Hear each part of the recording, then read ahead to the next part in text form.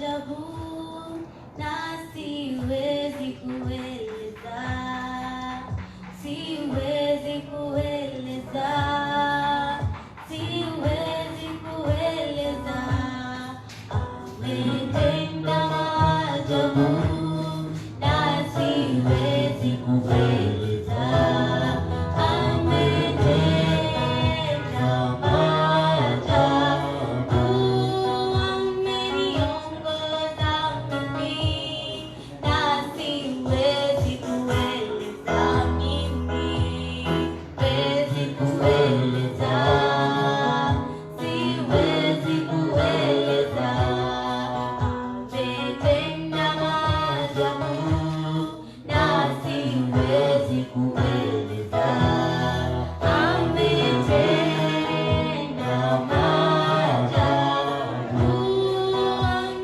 ameniongoza mimi na siwezi kueleza mimi, siwezi kueleza, siwezi kueleza.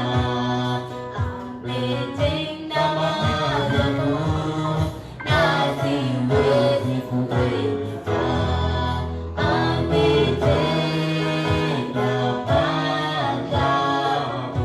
Nishike mkono Bwana, nishike mkono, nishike mkono Bwana, nishike mkono, nishike mkono Bwana, nishike mkono, nishike mkono Bwana, nishike mkono, uniongoze Bwana, uniongoze, uniongoze Bwana, uniongoze.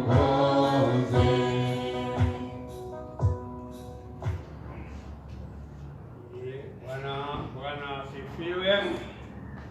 Ni wakati mwingine mwema ambaye kama vile tumemwimbia Bwana, imefika wakati ili tukaweza kumuomba Bwana ili hiyo ruhusa ametupea ya kumwimbia, tukaweza kuomba ili tukaanza ibada yetu ya asubuhi njema. Nataka tuombe. Baba, katika jina la Yesu, ninakushukuru kwa wema wako na utukufu wako. Wewe ndio mwenye nguvu na uwezo, hakuna mwingine kama wewe. Wewe ndio unastahili kuabudiwa katika ulimwengu huu, na wewe ndio umefungua roho zetu, ukafungua midomo yetu tukaweza kuongea sifa zako.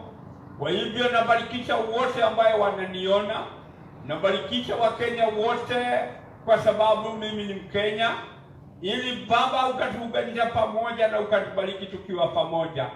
Ninakuomba ili ukatupea chanzo kati ya kilele cha neno lako. Wewe Mungu wetu ukitupea, tutasema ni asanti. Naomba nikiomba kulingana na vile maandiko yako yanavyosema, ati wakati tutakuwa katika hii nyumba ambayo inaitanishwa na jina lako Baba, tukuombe kwa sababu ya janga kama hii ya corona. Baba, ulisema wewe utasikia kilio chetu ukiwa juu mbinguni na utaponya nchi yetu, na wajua hayo yote Baba utatenda kwa sababu ya utukufu na sifa zako, na ni katika jina lako kuu na la Yesu na Roho Mtakatifu nimeomba na kuamini. Wakati huu kunaye neno nataka tugawanye na nyinyi, wewe ambaye unanisikiza kwa mtandao na kwa YouTube. Kuna neno moja ilizungumzwa na Yesu, kwa sababu wakati Yesu alikuwa ananiangalia na amekuangalia, aliona kuna watu wengi, hata mtu akisikia hajui, hata fautiki dhambi, hata ufautiki haki, na hatofautiki sheria. Kwa hivyo nataka kuzungumza mambo haya matatu, ili wewe na mimi ambaye pengine hatutofautiki sheria, tukaweza kujua sheria ni gani, dhambi ni gani, na haki ni gani? Kwa sababu mtu asipojua haya mambo matatu, ukweli wa mambo, kuna shida huwa inasimama na mtu ukimuuliza hii shida yake inatoka wapi, yeye mwenyewe haelewi. Kwa hivyo nikiangalia katika kitabu cha John chapter 16, kuna mambo Yesu aliongea, kwa sababu alikuta si watu wengi wanajua hili jambo, na kwa sababu ni mambo ambayo watu hawajui kutofautisha, mambo inakuwa magumu. Nitaanza mstari wa 7 na nitateremka mpaka mstari wa 13 ili hili jambo likaweza kueleweka, hili jambo likajulikana. Na ninajua likijulikana, mimi na wewe mahali tuko au mahali huko saa hii, kama ulikuwa jela ya jambo fulani, ukweli wa mambo utakuwa jela, utakuwa huru kwa sababu ya kuwezeshwa. Yesu alizungumza mambo mengi wakati alikuwa anaambia watu yeye imefika wakati wake wa kwenda. Nitaanza mstari wa 5, that is chapter 16 verse 5, ndio niendelee. But now I'm going to him who sent me. Yet none of you ask me, where are you going? But because I have said these things to you, sorrow has filled your heart. Take and complete possession of them. However, I am telling you nothing but the truth. When I say it's profitable, good, expedient, and advantageous for you that I go away. Because if I do not go away, the Comforter, Counselor, Helper, Advocate, Intercessor, Strengthener, Steadily, will not come to you into close fellowship with you. But if I go away, I will send him to you to be in close fellowship with you. And when he comes, he will convict and confuse the world and bring demonstration to it about sin, about righteousness, uprightness of heart, right standing with God, and about judgment. About sin, because they do not believe in me, trust in and rely on, and they are dear to me. About righteousness, uprightness of heart, and the right stand with God, because I go to my Father, and you see me no longer. About judgment, because the ruler, evil genius, prince of this world, Satan, is judged and condemned. Sentence already is passed upon him. I have still many things to say to you, but you are not able to bear them or to take them upon you or to grasp them now. But when he, the Spirit of truth, the truth-giving Spirit comes, we will guide you into all the truth, the whole full truth, for he will not speak his own message on his own authority, but we will tell whatever he hears from the Father. He will give the message that has been given to him, and he will announce and declare to you the things that are to come, that will happen in the future. Amen. Nilikuwa nataka kufikisha hapo, ni kwa sababu ilifika watu wakawa na huzuni, kwa sababu Yesu aliwaambia ataenda, kwamba atarudi kwa Baba. Wakati watu walisikia hivyo, ukweli wa mambo, walijawa na huzuni.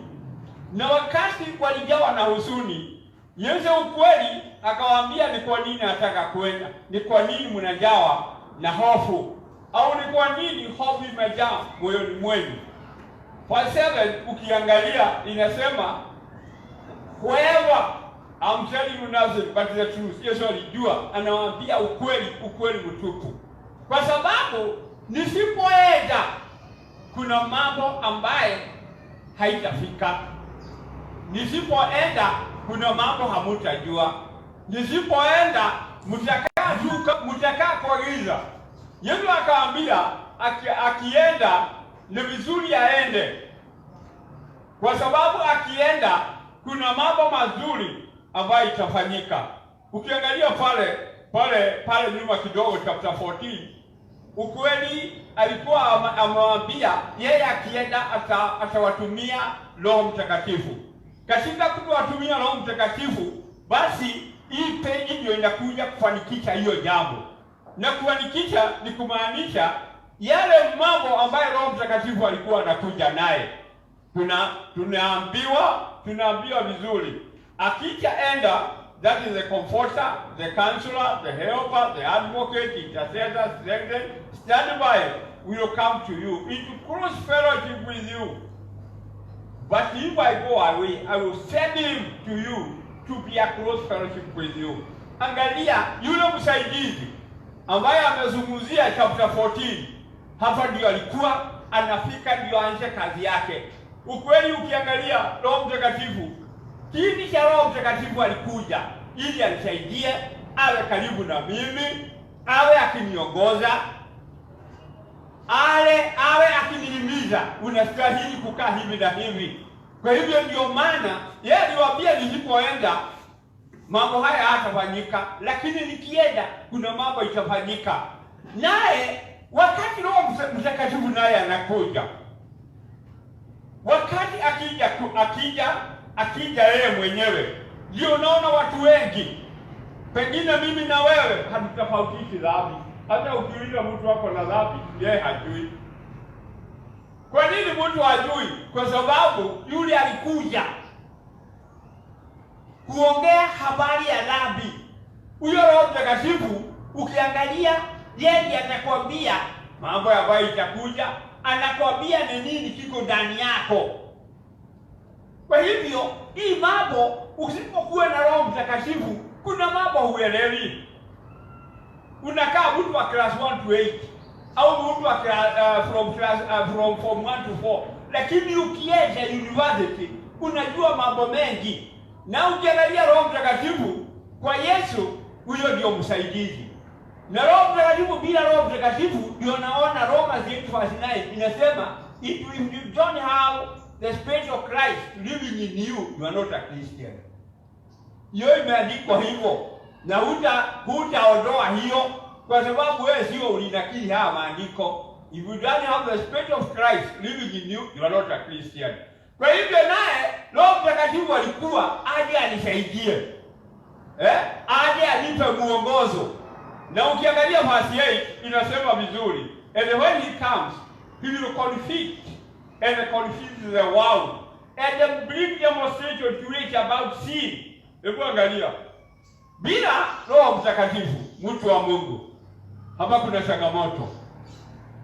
Na ukiangalia Roho Mtakatifu ndio alikuja to demonstrate, kukuonyesha. Bila huyu Roho Mtakatifu, hii mambo hujui dhambi zako. Hujui, na kama hujui dhambi zako, ukiangalia utaongea juu ya dhambi utoe wapi? Ndio unajaribu kuona. Hebu angalia, hata kukiwa na hii sheria inasema watu wasikusanyike mahali. Wewe unaona ukweli wa mambo. Si ati sheria hakuna. Sheria iko, lakini watu sijui hawaelewi sheria, sijui hawajui sheria. Unakuta kweli watu wanajivugia kwa vilabu, wakunywe huko. Hata wewe mwenyewe ni Mkenya, unaona hawa wanakusanyika hapa na wanaambiwa keep distance. Hakuna mtu atakujua, hata hajui, hata haelewi. Hata akijua kuna sheria, the same case applies to the word of God. Ndio tunaambiwa, and when he comes, he will conflict and confuse the world and bring demonstration to it about sin. Ili kila mtu uweze kuelewa makosa yako, dhambi zako. Ukiangalia wa sasa, mtu watu wengi wanakaa kama manke. Manke huangalia huyo manke mwingine huko nyuma, na yeye hajui, yeye anakaa hivyo tu. Kwa sababu ukiangalia kwa dhambi, mtu angalia anaona dhambi za mtu. Na dhambi za mtu, mimi hakuna mahali Yesu alisaidia kuona dhambi za watu. Ukiangalia Isaia 58:9, ukiangalia hata wewe uangalie, hakuna mahali mtu alikuwa aone dhambi za mtu. wewe mimi, Roho Mtakatifu alikuja kunionyesha dhambi zangu, si dhambi za ulimwengu. Yeye anakuja na ndio the Holy Spirit will demonstrate into the world about sin. Kila mtu aone. Mimi sitaki kuona dhambi zako, lakini angalia waleo ulivyo mtu katika makosa yoyote. Mtu aone makosa yake, anaona ni yule. Na ukweli hakuna mtu alikuwa anasaidiwa kuona. Roho Mtakatifu ndiye alikuja anisaidie mimi kuona dhambi zangu ndani ya moyo wangu. Si mimi niwe naona dhambi za wengine. Mimi sikupewa hiyo nafasi. Nilipewa nafasi ya kujiona, kuona makosa yako bila kuona ya huyo mwingine. Lakini angalia, hata tukisoma Romans 14:10 ati wewe usihukumu. Mtu wako pale na hukumu. Hajui kuna Mungu, yeye ndio alipewa. Unakuta mwanadamu aliambiwa usihukumu ili wewe usihukumiwe. Lakini angalia, ni nini inajulikana? Hiyo haieleweki, haijulikani. Mtu wako pale akihukumu yule badala ya kujihukumu. Maandiko ile ndio niko naye inaniambia about sin.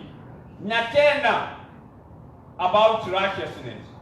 Kwa sababu lazima mtu ajue dhambi zangu ni hizi, na nitakuwa mtakatifu aje ikiwa sikujua, sikuondoa dhambi ndio niwe na haki. Kwanza nione makosa yangu, ndio unaona, kwanza nione dhambi zangu ili nifanyiwe kuwa haki. Tena ya tatu naye ni ya tatu, niwe ninaweza kusimama mbele za Mungu. Nitasimama mbele za Mungu namna gani bila kuwa na sheria yake ndani ya moyo wangu? Kwa hivyo haya mambo matatu ni lazima niyajue, na sitajua nikiwa sina Roho Mtakatifu. Sitajua dhambi, sitajua haki, na sitaweza kusimama mbele za Mungu, kwa sababu hata sheria ya Mungu haitakuwa ndani yangu. Biblia yangu inaendelea, inasema about sin, because they do not believe in me, trust and rely on and adhere to me. Ukiangalia mtu, hata ukimwambia makosa yake, hata akionyeshwa kumwonyesha hiyo ni dhambi, yeye hiyo haamini. Lakini Roho Mtakatifu mwenye kuona dhambi, mwenye kujulisha mtu wa Mungu dhambi, hiyo ndio ile kitu ambaye haieleweki. Na Roho wa Mungu huyo ndio alikuja ili anionyeshe hiyo makosa yangu, si makosa yetu. Anionyeshe mimi niwe kweli. Wakati ninaposikiliza, wakati ninapohubiri, mimi nahubiri nikiona makosa yangu, na ukweli nikiona makosa yangu, mimi ndio nimepewa fursa na hiyo Mungu nitubu hiyo makosa ambaye nimeona ndani ya moyo wangu. Kitu ambaye ukiambia mtu atubu, hata wa leo ukiangalia watu wanajaribu kupatikana kwa vilabu, watu wanapatikana ni kavyu, watu wanapatikana wakivuka mipaka ya kaunti. Hebu angalia vizuri mambo haya yote. Kama utayaangalia, nakwambia mambo itakuwa. Wewe unakuta ni watu wakiruka mpaka, hawajui, hataki kujua na hawana haja, lakini wakati wananaswa ndio wanaanza kumwambia askari, pole, nisamehe. Lakini wakati alikuwa anafuka hakuwa ananisamehe na hata hakuwa na haja. Wakati alikuwa sawa. Na uangalie vizuri, mtu anajaribu kuepuka sheria anajaribu kuruka mpaka, lakini yeye hajui. Lakini wakati ananaswa, hapo ndio anaanza. Nataka kumaanisha namna gani? Roho Mtakatifu alikuwa anakuja about sin because they do not believe in me, trust me. Ukiangalia ni kwa nini Yesu si wengi wanamwamini, si wengi wanamtumainia. Na uangalie vizuri, hakuna wengi Na ukiwa hujaona makosa yako, ukweli wa mambo, hakuna siku unahitaji Yesu.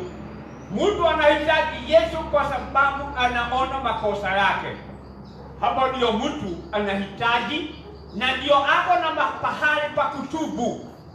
Lakini mtu ambaye hajaona makosa yake, atatubu makosa yake kwa nani? Yesu alikuja akiwa analeta msamaha wa dhambi. Hebu angalia vizuri, yule ambaye hajaokoka hata hataki msamaha. Kwa hivyo anabaki yeye mwenyewe, hataki msamaha. Yeye anakaa hivyo tu. Na ukweli wa mambo, nataka uangalie, mtu ambaye hajakiri Yesu ni Bwana, hajaona makosa yake. Kwa hivyo hakuna anawakulilia. Utalilia nani? Biblia inasema wanaweza kumuita Mungu ambaye hawamuelewi.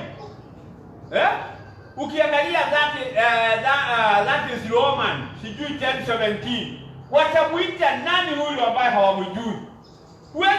Huwezi kuita yule ambaye humjui. Sijui ni 10:17 au 16. Nataka niangalie ili tukaweza kuandamana na wewe. Ukiona kweli mahali shida ziko.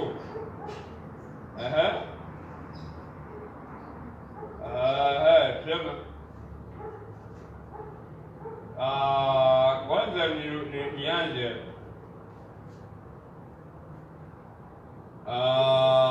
Nianze 16.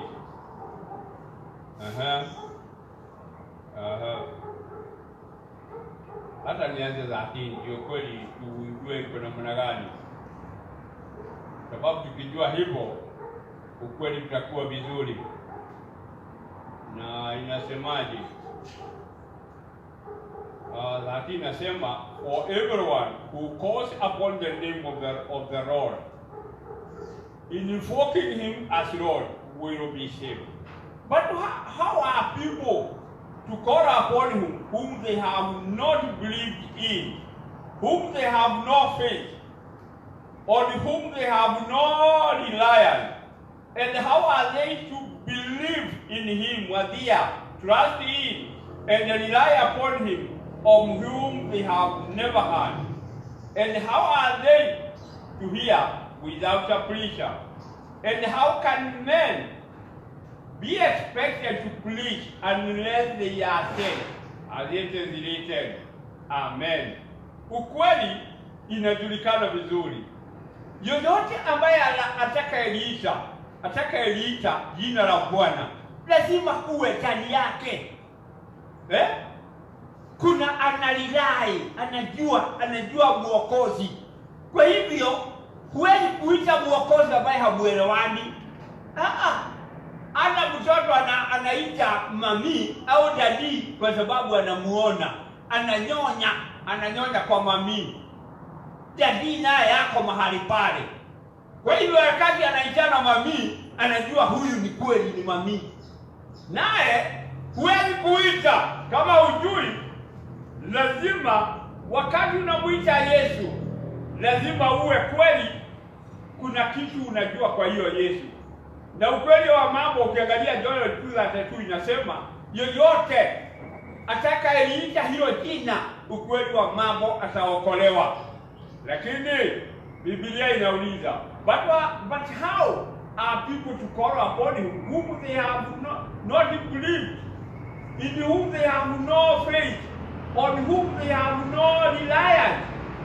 Ukiangalia kweli, hata ukiangalia shida kama hivi, wakati huu kuna mambo nyingi ambayo inaendelea. Magonjwa ni chungu mzima. Lakini angalia, wale wote walimwendea Bwana Yesu. Wale walimulilia, aliwaponya. Hata wewe angalia, wakati huu unalaliwa na shida hii na ile nyingine. Fikiria vizuri. Na unajaribu kumuita, haitiki. Ni kwa sababu you have no faith, you don't believe in him, and you have not trust in him. Ukiangalia mambo hayo, huwezi kumuita mtu ambaye hamuelewani. Hata kwa marafiki, Huwezi kwenda kukopa kwa ati ukienda kwa jio unaenda unikopa kila mtu. Hapana. Hata wewe unajua ni mtu fulani, ni mtu gani unastahili kukopa. Kwa hivyo kama hujui, jua sasa. Huwezi kuwa ati nikumuita uko tu mahali huko. Kuna trust, you don't believe, you don't rely on Jesus. Kwa hivyo ukiangalia hakuna mtu utaita. Wewe utakaa pale na shida zako. Na shida zako zitakuumiza, zitakumaliza. Unajaribu njia zote zile unajua, lakini hakuna njia itavua dafu.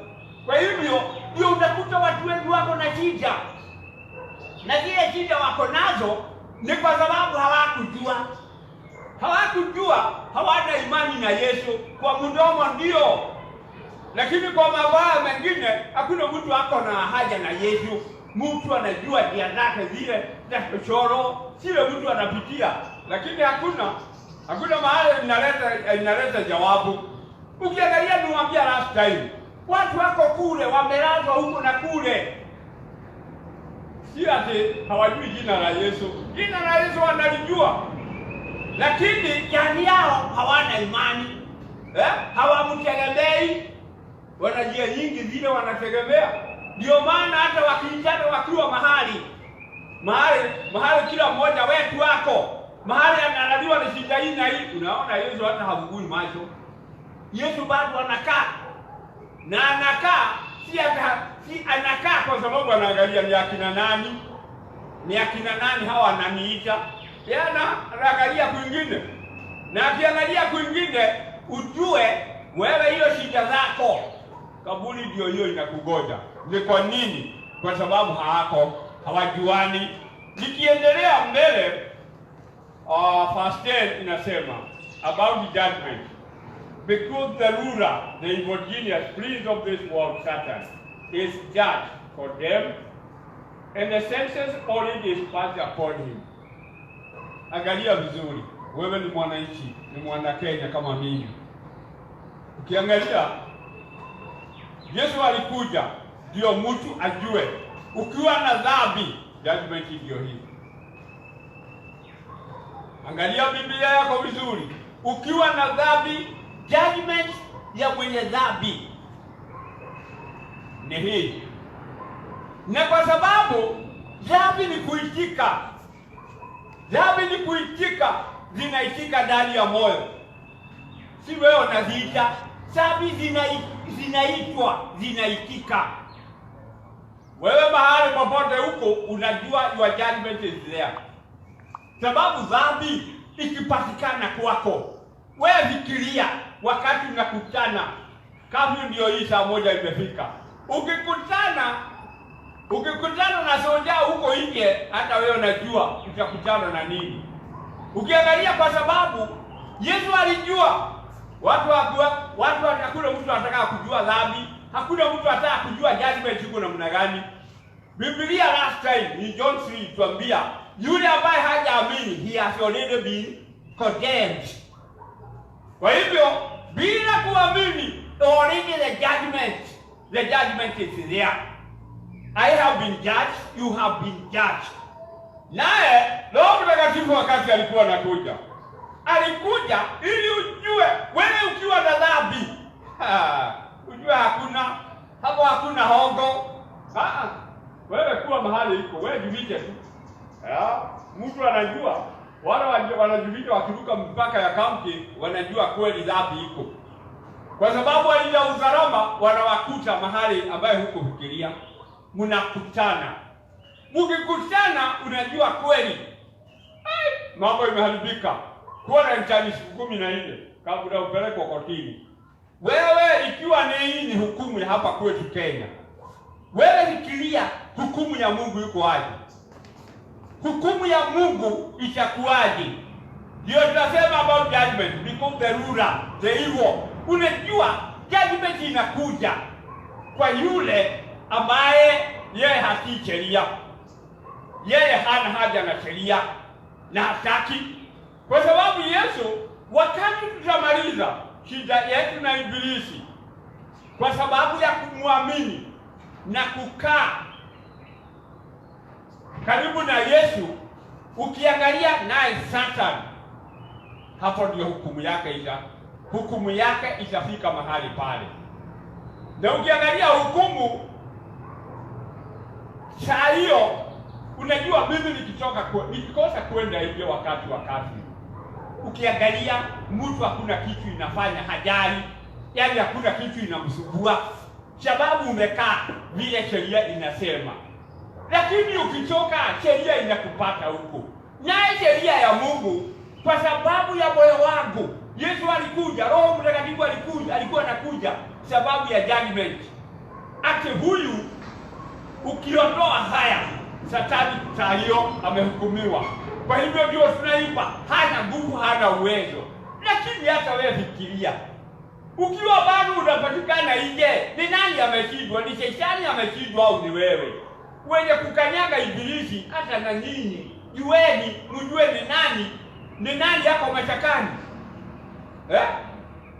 Kwa hivyo lazima hapa ieleweke, ijulikane vizuri, ijulikane wewe uko nje na mimi nimetulia, niko kwa boma.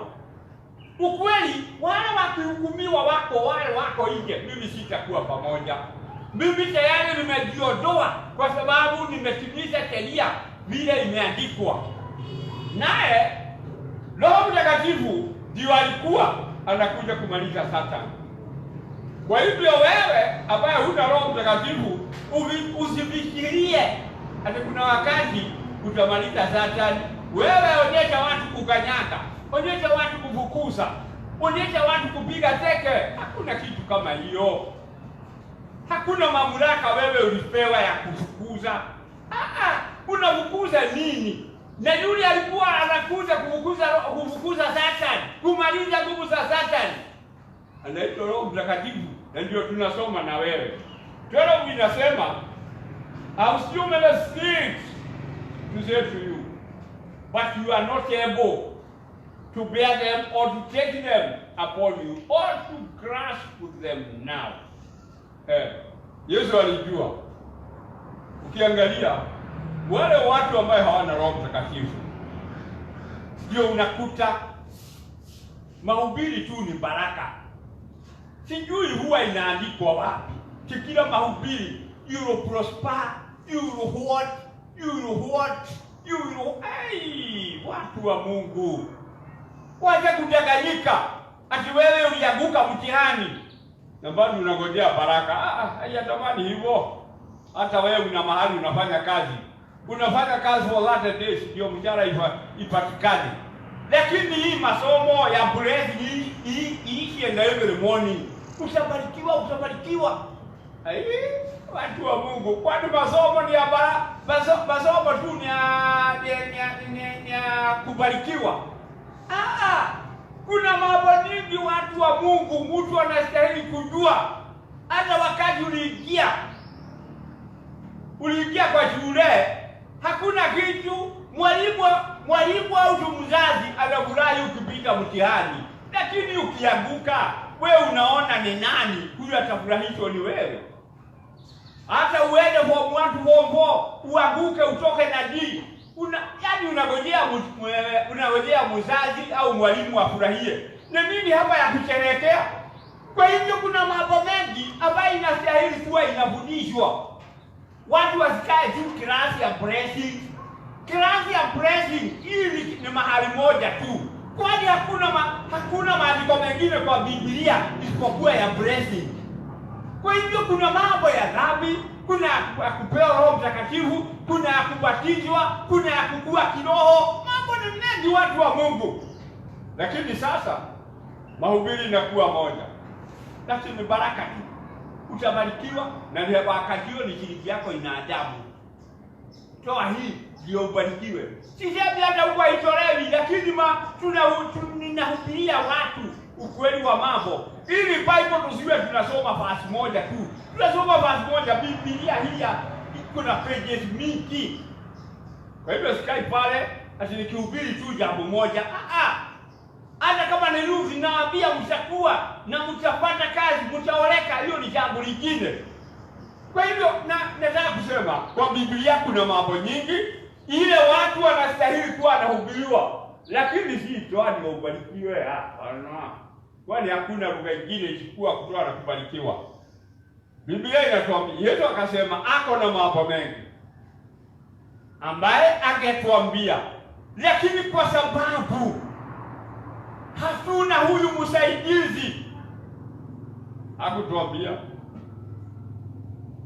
Alisema ako na mengi. Kuna mambo mengi hata ukihubiriwa huwezi kuandika, kwa sababu wewe pengine umesimama mahali moja, wewe unajua tu baraka, na ukiangalia kwa baraka watu huamuka na viti kwa sababu ya baraka, vile watabarikiwa.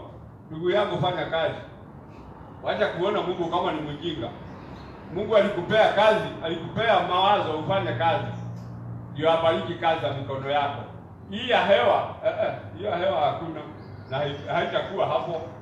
Hii ya hewa tu utabarikiwa. Ukose kufanya kazi ubarikiwe aje? Hata wewe saidie, fikiria kama mwanadamu. Wewe ndio unafanya kazi. Ukweli kuna vile unafanya ndio baraka ipatikane. Nikimalizia.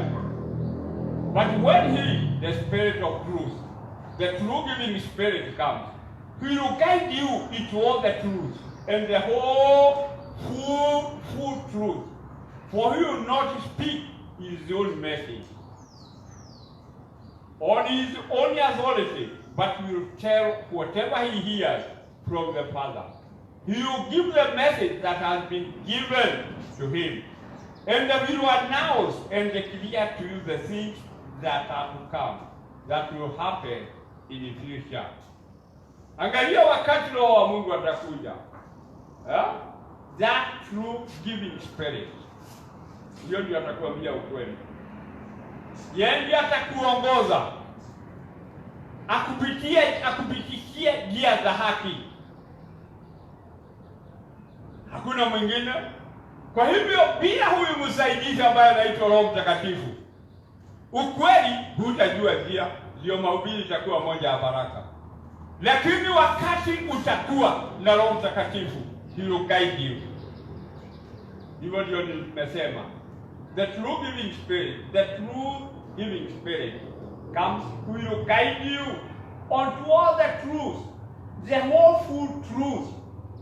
Hiyo ndio ukweli.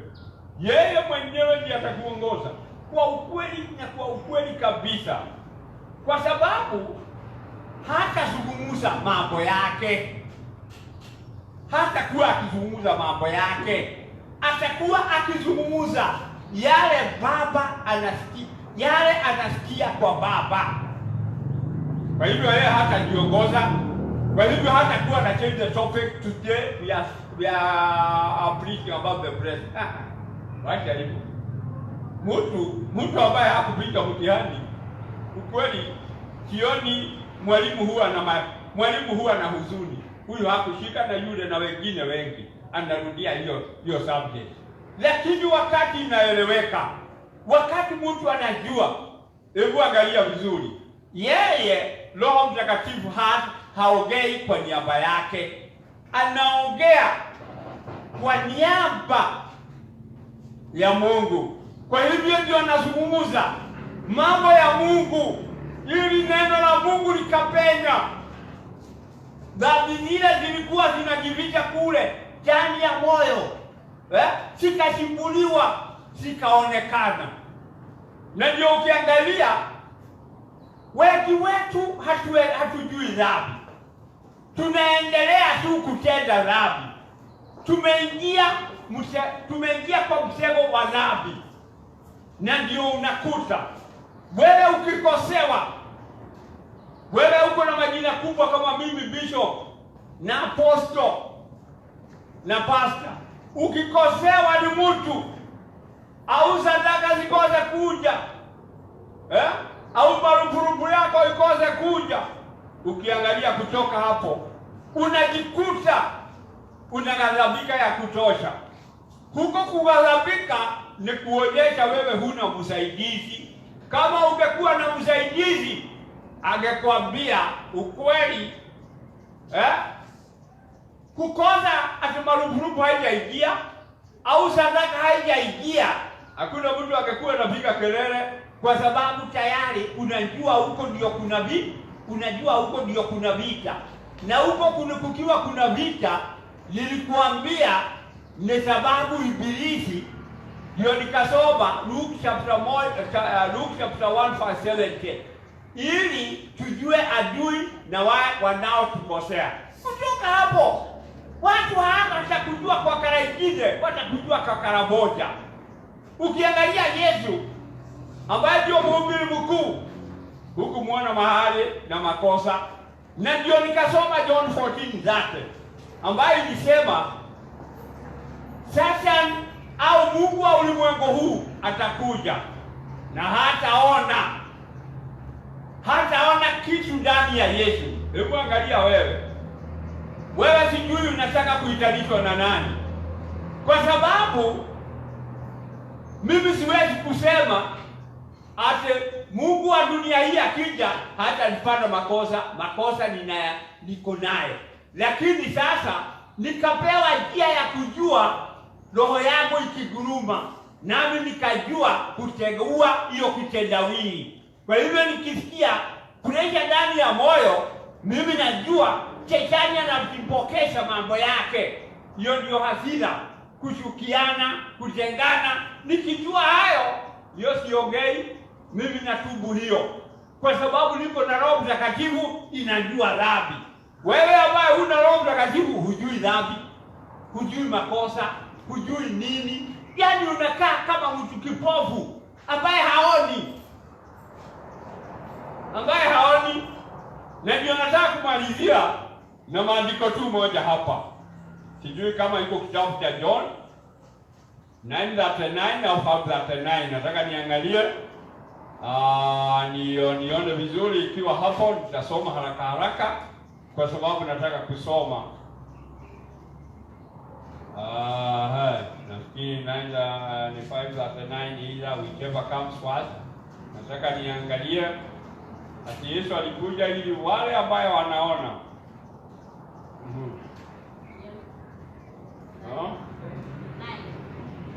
Nani wote? Nataka kuangalia kwa sababu nataka kuona hiyo maandiko ili ukweli tujue kweli kama ni hapo. Ikiwa ni hapo tutasoma, ikiwa haya 9:39 naambiwa ni hapo 9:39, that is John. Ndio niko nafikiri niko hapo. Yes.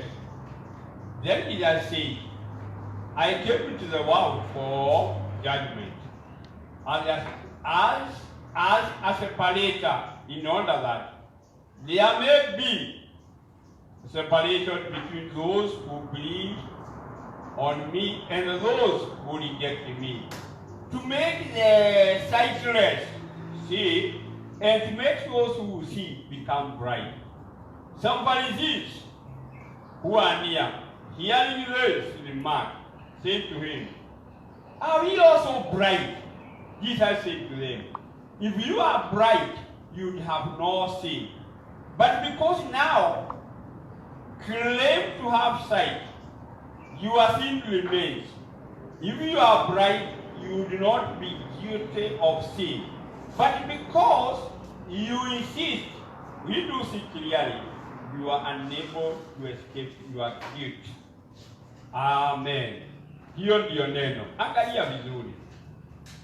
Yesu ukimwangalia alikuja for the judgment, ili wale wanaona wawe vipofu, wale walikuwa hawaoni wapewe waone.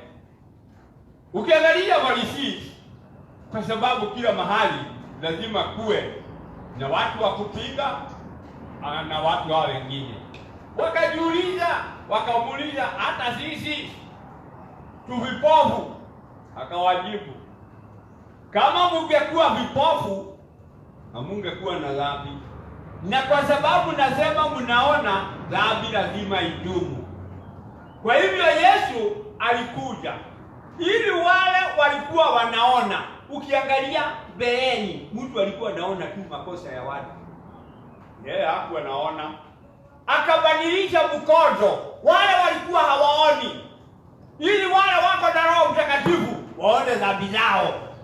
Wakiona dhambi zao, kwa hivyo hakuna mashtaka, hakuna judgment hapo, kwa sababu wao wanaona makosa yao, hawaoni makosa ya mtu mwingine.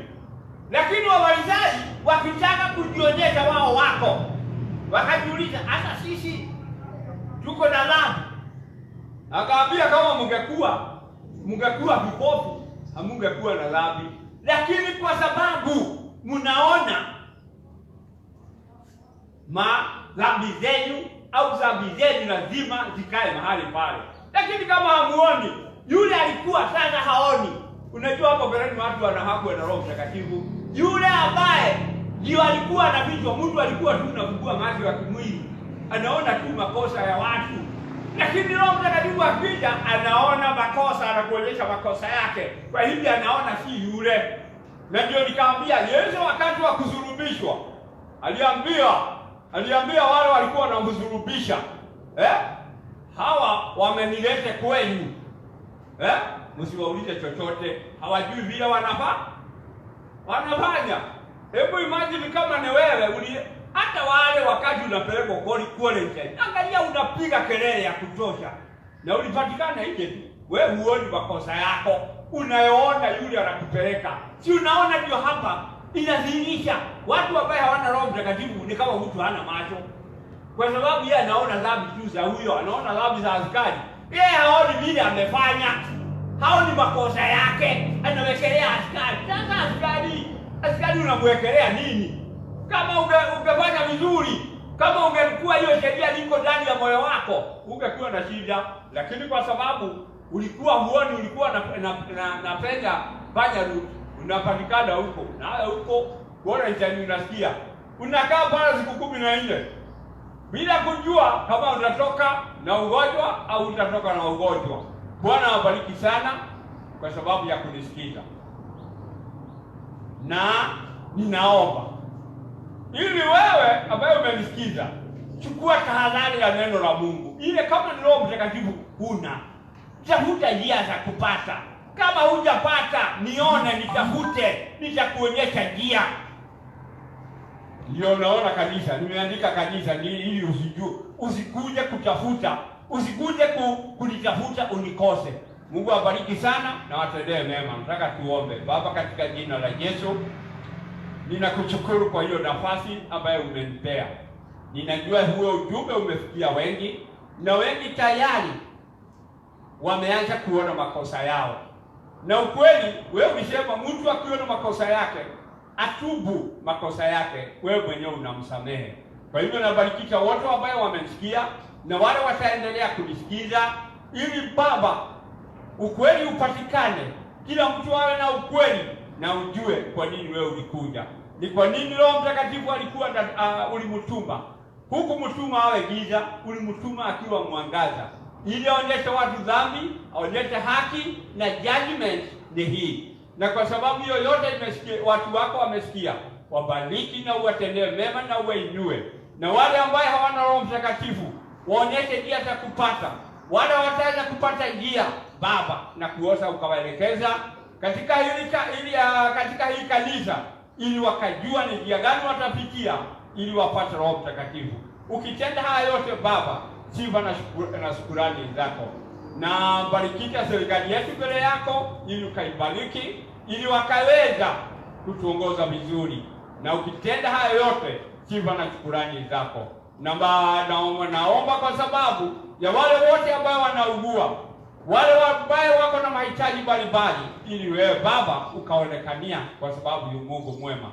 Tukiondoka hapa Baba, ninakuomba vile ukandamana nazi, ukaturudisha zote katika boma zetu, na tukifika tutakushukuru. Ni katika jina lako kuu na la Yesu na Roho Mtakatifu nimeomba na kuamini. Amen.